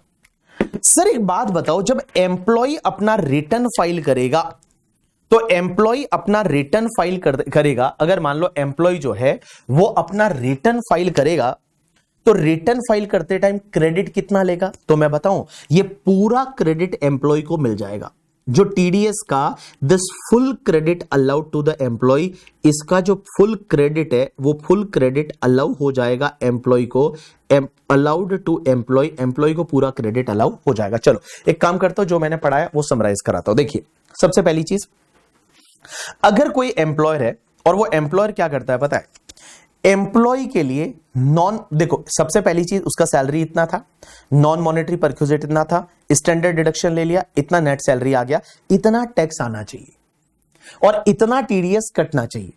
लेकिन एम्प्लॉयर ये बोलता है कि चल यार कोई बात नहीं, तो हमारा खास है, तेरा जो नॉन मॉनेटरी परक्यूजिट है ना, नॉन मॉनेटरी परक्यूजिट, इस पे टैक्स हम ही भर देते हैं, चल कोई बात नहीं, मतलब भर दो, अच्छी बात है। तो नॉन मॉनेटरी परक्यूजिट पे टैक्स इतना आया, और इतना टैक्स एम्प्लॉयर ने अपने ओन पॉकेट से भर दिया। तो गाइस, पहली चीज तो ये एम्प्लॉय को बेनिफिट हुआ, बट ये बेनिफिट एग्जेम्प्ट है अंडर सेक्शन 1010 सीसी में इन हैंड्स ऑफ एम्प्लॉय। तो बेटा एम्प्लॉयर जो है वो पीएनडल बनाते टाइम डेबिट साइड में इसका खर्चे का डिडक्शन नहीं लेगा, इसका खर्चे का डिडक्शन इधर पीएनडल के डेबिट में नहीं मिलेगा। अब एक और चीज समझना, this is the completion of section 192 salary वाला। लास्ट एक पॉइंट ध्यान रखना, अगर पार्टनरशिप फर्म ने पार्टनर को सैलरी दिया तो इस सेक्शन में टीडीएस नहीं कटेगा। इस सेक्शन में टीडीएस तभी कटता है जब there is a employ employer का रिलेशनशिप और इनकम सैलरी हेड में टैक्सेबल हो रही है। आपको पता रहेगा, पार्टनर को जो सैलरी देते हैं, तो पार्टनर को जो सैलरी दिया वो इनकम है, वो सैलरी हेड में थोड़ी जाती है, वो तो बिजनेस में जाती है। तो इस सेक्शन में टीडीएस नहीं कटेगा। सर और कोई सेक्शन है क्या जिसमें टीडीएस कटेगा? वो अपन आगे जाके देखेंगे। और इस साल से नहीं, एक अगले साल से एक नई सेक्शन आई है, अगले साल से एक नई सेक्शन आई है करके, और अगले साल से उस पे टीडीएस कटना चालू होगा। बट अभी के लिए ऐसी कोई सेक्शन नहीं है। पार्टनरशिप फर्म ने पार्टनर को सैलरी दिया तो बेटा इस सेक्शन में टीडीएस तो नहीं कटेगा। चलिए अब आप एक काम करिए, फटाफट ले लीजिए आप छोटा सा ब्रेक करके 7 से 8 मिनट का, और ब्रेक में जो सैलरी वाले में जितना दे रखा है उसको पूरे को रीड कर लीजिए। जो सैलरी में पूरा दे रखा है उसको आप रीड कर लीजिए, जितना सैलरी में आपको दे रखा है उसको आप पूरा रीड कर लीजिए करके, ठीक है। फुल क्रेडिट मतलब इसका टीडीएस क्रेडिट ये एम्प्लॉय कितना लेगा? एम्प्लॉय की सैलरी से तो इतना ही कटा है, तो भी जब आप वो रिटर्न फाइल करेगा तो रिटर्न फाइल करते टाइम अपन है ना, देखो आपको पता है एडवांस टैक्स में पढ़ाया था कि जो इनकम आती है उस पर टैक्स आता है, टैक्स में से टीडीएस ले लिया, टीडीएस जितना कटा है वो लेस कर दो, तो टीडीएस इतना कटा है ऐसा मान के पूरा क्रेडिट है वो एम्प्लॉय को मिल जाएगा। डन। चलिए अब आप ले लीजिए ब्रेक 7 मिनट का, उसके बाद कंटिन्यू करते हैं।